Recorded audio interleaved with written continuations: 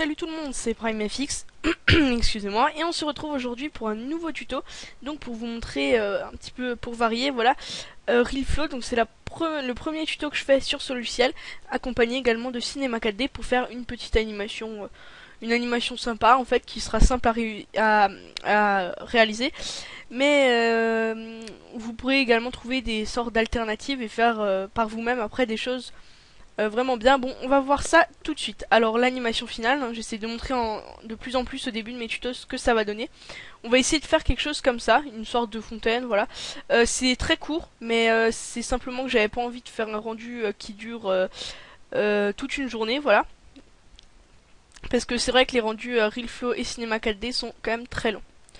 Voilà, donc on peut fermer ça. Donc j'ai déjà ouvert Cinema 4D. Donc perso je suis sur le R12, mais pour ce qu'on va faire dessus, c'est pas bien important d'avoir une version beaucoup plus élevée. Enfin, ou même voilà, vous pouvez le faire avec une des premières versions. C'est quelque chose de très basique.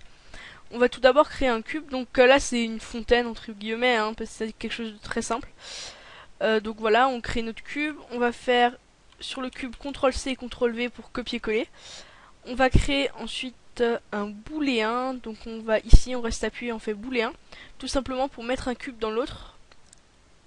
Voilà, donc le cube qu'on veut faire sortir, on va un petit peu hop, le rapetisser. Donc là, on va inverser les deux parce que c'est pas du bon sens. Voilà, donc on le rapetisse un peu là, un petit peu là. Et c'est très important, il faut le faire sortir un peu. Vous allez voir pourquoi. Bim, voilà, pour faire un trou à l'intérieur, comme une sorte de récipient. On peut monter le tout, voilà, pour que ce soit un petit peu plus pratique. Ensuite, on va par exemple prendre ce cube, CTRL-C, on sort du booléen, bien, donc si on reste pas ici, on va à l'extérieur, CTRL-V. Ensuite, on va le rapetisser, donc là je vais le faire vraiment très rapidement, hein, parce que j'ai pas envie de prendre trop longtemps là-dessus, hein, parce que c'est pas ça qui va être le plus important, hein, là-dedans. Donc je peux rapetisser de l'autre côté normalement. Ouais, voilà, comme ça. On peut passer en vue multiple aussi. Pour que ce soit peut-être un peu plus simple. Voilà, on se met à peu près au milieu. On monte. Ici, on monte aussi. Là. On peut se mettre ici. On revient sur la vue principale donc. Et donc là, on va faire le même principe qu'avant. On va faire nouveau un booléen. Donc on va reprendre ce cube.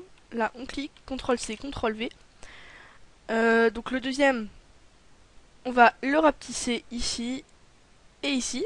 Voilà, histoire juste de faire quelque chose qui sort un petit peu, voilà. On va venir l'avancer un petit peu pour qu'il sorte, juste un tout petit peu, hein, pas besoin de l'avancer trop.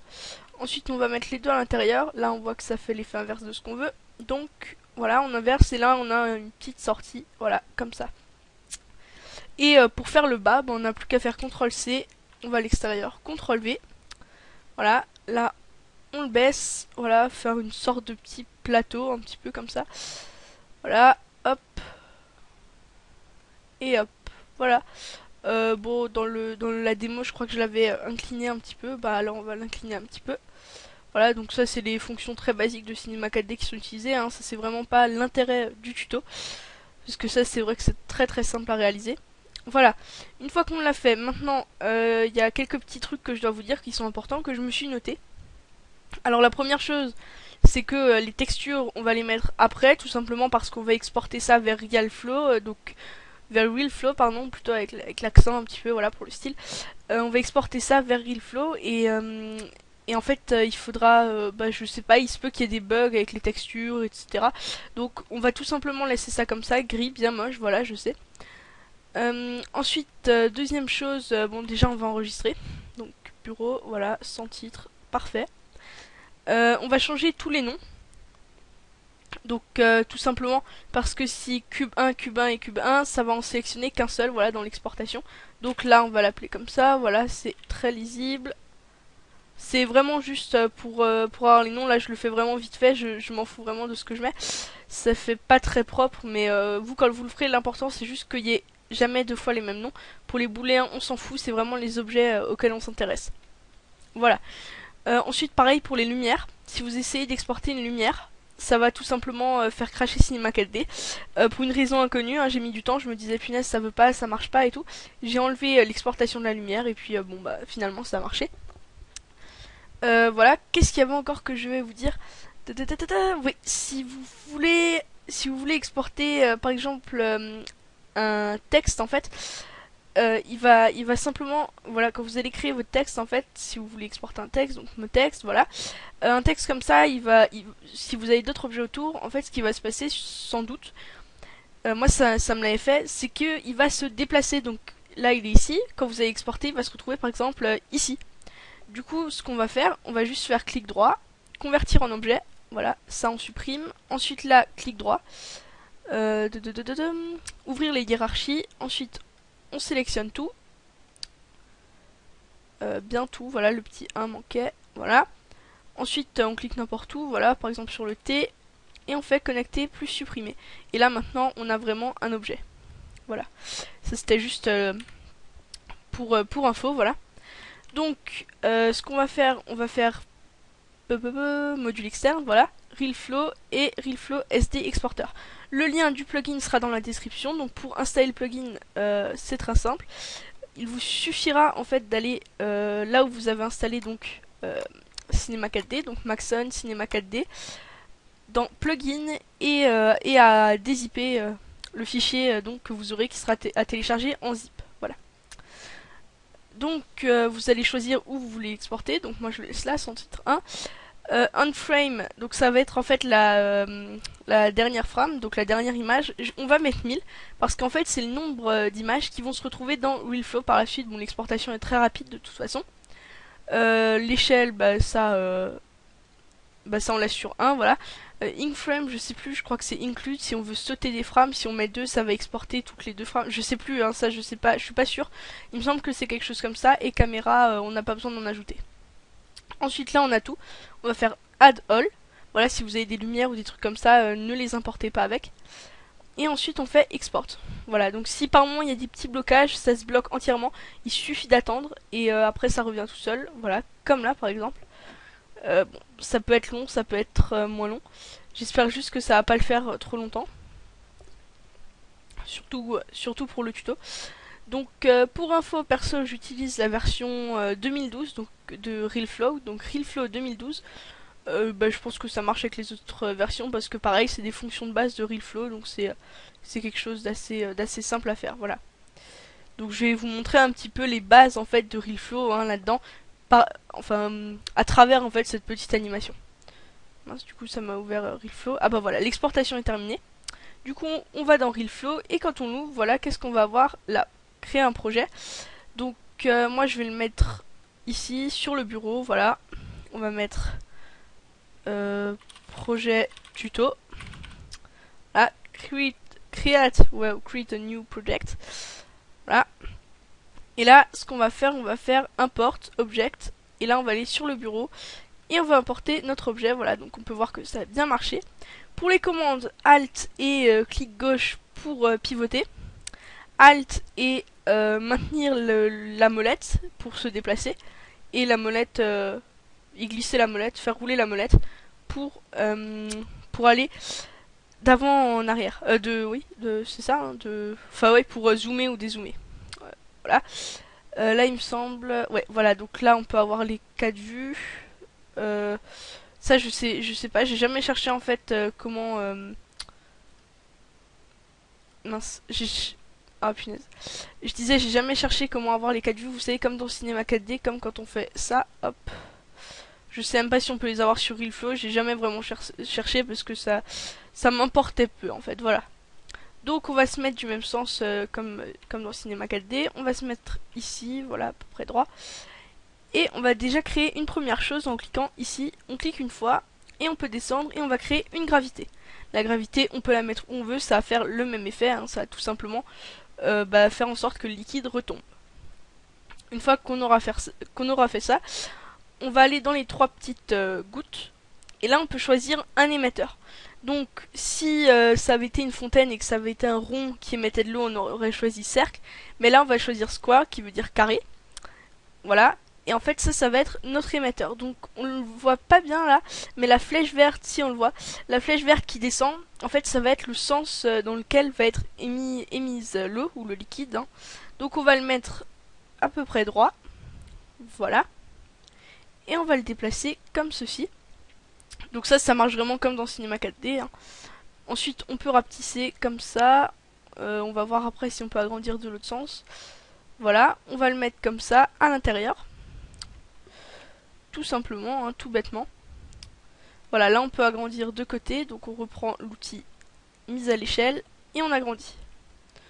Ensuite rotation, on peut mettre un petit peu vers le bas, voilà, histoire que ça coule bien. Voilà, et là on regarde qu'on soit bien dans le carré, donc à partir duquel doit être émis l'eau. Voilà, donc là, ça a l'air d'être à peu près bien. Voilà, donc une fois qu'on a fait ça, on peut mettre aussi, moi j'en avais mis un attracteur. Donc attracteur, c'est voilà un aimant, le logo. Donc en fait, là où vous allez le mettre, l'eau va être un petit peu attirée. Vous pouvez régler après voilà la force et tout ça. Moi je l'ai laissé comme ça. C'était juste pour la faire revenir un peu ici. Si vous voulez faire un effet de vent par exemple, vous pouvez vous servir de ça ou bien de wind, voilà, que le ventilateur. Après il existe vraiment pas mal de trucs. Là je vous montre vraiment la petite base. Maintenant on va réexporter ça par la suite vers Cinema 4D par exemple pour ajouter les textures et ajouter de la texture à notre liquide. Donc qu'est-ce qu'on va faire déjà? On va régler un peu notre liquide. Donc là type on a du liquide. On peut mettre de la fumée, du gaz, du script, enfin ça je sais pas trop, mais en tout cas gaz ça part dans tous les sens, dump je crois que c'est à peu près pareil, c'est la fumée. Voilà, donc ça on va pas trop s'y amuser. La résolution, plus il y aura de résolution, plus ce sera entre guillemets fluide et plus ça va ressembler à de l'eau. Moi je vais mettre à 10, c'est ce que j'avais fait pour l'exemple. Et la viscosité, ça c'est quelque chose de très pâteux, donc moi, pour faire quelque chose qui ressemblera plus à de l'eau, mettez 0,5 et peut-être augmenter encore la résolution jusqu'à 20. Bon, le max de particules, ça on s'en fiche. Voilà. Là, je le laisse à 10 parce que tout simplement, il faudra pas que le rendu dure trop longtemps.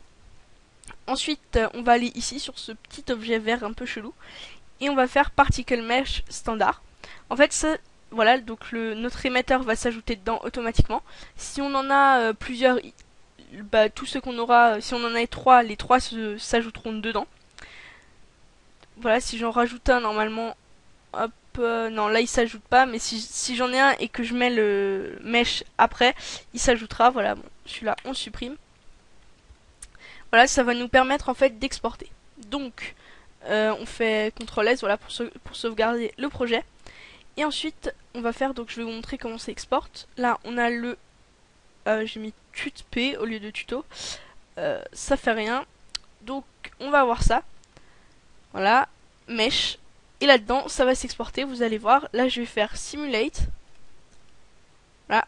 Donc là, ça va nous simuler la coulée de l'eau sur plusieurs images. Donc là on va s'arrêter par exemple à aller à 20 ou 30 parce qu'après ça va être de plus en plus vite, de plus en plus lentement par image à chaque fois et c'est très long. Voilà, donc on peut aller là dans le dossier, voilà, et là on peut voir à chaque fois chaque frame qui s'exporte, voilà, comme ça. Donc on va retourner là-dedans, voilà, on attend que ce soit à 30, et une fois que c'est à 30, on va retourner dans Cinema 4D. On peut déjà aller dedans et faire module externe, RealFlow, et là, RealFlow Mesh Importer, voilà, pour importer en fait ces meshes, donc ces frames. Ça nous crée ça. Ici, donc là je désélectionne, quand on clique dessus, on va avoir File Path, donc c'est pour avoir en fait pour avoir les fichiers. Donc on va déjà stopper la simulation. Ah, en cliquant de nouveau sur Simulate. Si on fait Reset, ça les enlève. Donc faites attention, hein. Donc là je vais mettre non. Voilà, on peut faire CTRL S et on peut fermer. On en a fini avec RealFlow. On va faire rechercher. Donc là du coup bureau. On va descendre, projet, mesh. Et là on va prendre 0. Donc si c'est comme ça, bah faudra prendre celle qui est tout en bas, voilà. Faut prendre toujours celle où il y a que des zéros. On fait ouvrir et là du coup ça va importer les autres. Oh mon dieu, ne me dites pas. Oh là là. Problème avec Cinema 4D. J'y crois pas. Bon, on va réouvrir Cinema 4D du coup. Oui, bah oui, je sais pourquoi. J'ai oublié une étape. Alors oui, c'est logique, oui, j'ai oublié une étape, donc c'est tout à fait logique. Donc je vais reprendre ça, voilà, sans titre. Du coup, projet. Normalement, on peut le rouvrir, donc Realflow. Ouais, excusez-moi, j'ai oublié une étape en fait, qui est quand même importante. Donc, open. Là, on va aller dans bureau, projet, ouvrir et ouvrir. Voilà. J'ai oublié une étape, voilà, tout simplement celle-là. Export. Export central. Donc aussi F12, ça marche aussi. Export all. Voilà. Donc ça nous met tout. Et on fait done. Voilà, c'est tout. C'était juste ça, mais ça manque. Et si c'est pas fait, bah ça bug. Donc mesh importeur. On clique ici. On va venir chercher donc nos frames. Donc mesh 0. Mince, j'ai fait 1. Bon, ça devrait quand même marcher. Voilà, ça commence une plus tard, ça fait rien. Donc ça s'arrête voilà à 35. Donc là où on avait fait en fait, bah là on s'était arrêté avec Realflow. Voilà, donc là ça nous fait quelque chose de bizarre, quelque chose de voilà pas très beau, hein, tout gris comme ça. On peut regarder, voilà, on dirait presque de la gerbe. Enfin bon, bref, on peut donc maintenant on peut ajouter voilà par exemple une lumière. Dans la médiathèque, vous avez des fichiers par défaut qui vont être qui pourront être justement de l'eau, enfin des textures en fait créées spécialement pour faire de l'eau. Donc je vais vous en montrer, c'est dans des HDRI pack, donc je sais plus, moi j'en avais qui étaient par défaut en fait quand j'avais installé Cinema 4D, ils étaient déjà avec. Je sais que chez d'autres potes qui ont Cinema 4D, ils étaient pas avec, enfin je sais pas exactement. Mais sinon on va voir qu'on peut créer soi-même la texture, c'est pas du tout dur. Par contre là ça prend un peu longtemps à s'ouvrir quand même. Voilà, je crois que Cinema 4D à nouveau bugué. C'est que pendant les tutos qu'il en fait des siennes, hein, parce que d'habitude il n'y a aucun problème avec. Donc on va réouvrir. Ah bah voilà, c'est bon, maintenant ça marche. Voilà, donc dans liquide, voilà, on va avoir, je sais plus, visualise, liquide, et là on va voir tout plein de trucs, par exemple, voilà, water calm, water pool. On va avoir plein de trucs, de l'huile d'olive, de l'huile de moteur, du café, du lait. Vraiment pas mal de trucs. Donc du vin aussi. Donc on double-clique pour importer, on ferme et ensuite on peut glisser la texture directement dessus. Et si on fait un petit rendu, on peut voir que c'est quand même très ressemblant. On dirait presque du sang là. Je trouve ça sympa. Enfin sympa, c'est bien fait. Voilà, donc il y a toujours la lumière. Voilà, et après bien sûr on peut rajouter, on peut mettre sa texture soi-même. Donc on double-clique pour créer une texture. Couleur, on met par exemple voilà du rouge. Bon après on peut jouer avec la réflexion et tout ça. Ça c'est pour le tuto, j'ai vraiment pas envie de compliquer les choses. Ça je vous laisserai faire par vous-même. Par exemple là on peut mettre un peu de réflexion. On pourrait mettre de la transparence mais vraiment un tout petit peu. Voilà. Voilà, on peut s'amuser à faire plein de choses. Bon pour les textures ici, euh, pareil, ça je vous laisserai faire par vous-même. Oui, excusez-moi, petite coupure, vous avez dû le remarquer. Voilà, donc pour les autres, tout ce qui est autres matériaux et tout ça, ça je vous laisserai faire, je vous laisserai voir.